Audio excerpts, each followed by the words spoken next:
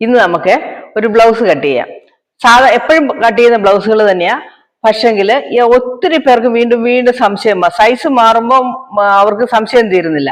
അപ്പം അങ്ങനെയുള്ളവർക്ക് ഏറ്റവും ചെറിയ സൈസ് മുതൽ ഏറ്റവും വലിയ സൈസ് വരെ എങ്ങനെ കട്ട് ചെയ്യാമെന്നും അതിന് എന്തൊക്കെ ചേഞ്ചസ് വരുത്താമെന്നും കട്ടിങ്ങിൽ എന്തൊക്കെ ചേഞ്ചസ് വരുത്താമെന്നും, ചിലർക്ക് ആംഹോൾ വലുതായിരിക്കും, കൈ ചെറുതായിരിക്കും, കൈ വലുതായിരിക്കും, ആംഹോൾ ചെറുതായിരിക്കും, ചെസ്റ്റ് വലുതായിരിക്കും, ആംഹോളും കൈയും ചെറുതായിരിക്കും.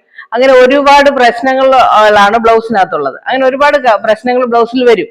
അപ്പം അതൊക്കെ വരുമ്പോഴത്തേക്കിന് ആൾക്കാർക്ക് സംശയം കൂടും. എങ്ങനെ ഒരു ഫോർമുല പറഞ്ഞു തരുമ്പം, ഈ ഫോർമുല വെച്ച് ഇത് കട്ട് ചെയ്യണമെന്ന് പറഞ്ഞു തരുമ്പം നമ്മൾ കടയിൽ പോയി റെഡിമെയ്ഡ് ബ്ലൗസ് വാങ്ങുന്ന ആ ഒരു ബ്ലൗസിന്റെ രീതിയിലാണ് നമ്മൾ ഈ ഫോർമുല വെച്ച് കട്ട് ചെയ്യുന്നത്.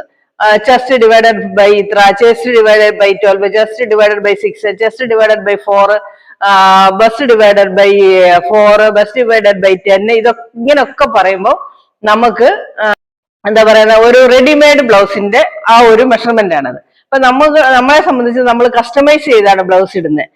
കാരണം ഓരോരുത്തരുടെ ഓരോ ശരീരത്തിന്റെ ഓരോ ഭാഗങ്ങൾക്കും ഓരോ അളവുകളായിരിക്കും. അപ്പൊ ആ ബ്ലൗസ് നമുക്ക് സൂട്ട് ആകണമെങ്കിൽ നമ്മളത് കസ്റ്റമൈസ് ചെയ്ത് ആ ആളിന്റെ അളവിനനുസരിച്ച് തയ്ച്ചെങ്കിലേ ശരിയാകത്തുള്ളൂ. അത് കാരണം എല്ലാവർക്കും സംശയമാണിപ്പോ.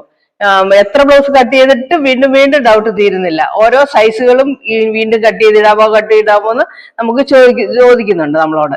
അതുകൊണ്ട് ഇപ്പം എല്ലാ അളവിനും എങ്ങനെയൊക്കെ മാറ്റി ചിന്തിക്കണം, എങ്ങനെയൊക്കെ മാറ്റി കട്ട് ചെയ്യണം എന്ന് നമുക്കിപ്പോ ഒരു ബ്ലൗസിൽ ഞാനിപ്പോ കട്ട് ചെയ്യുമ്പോൾ കാണിച്ചു തരാം കേട്ടോ.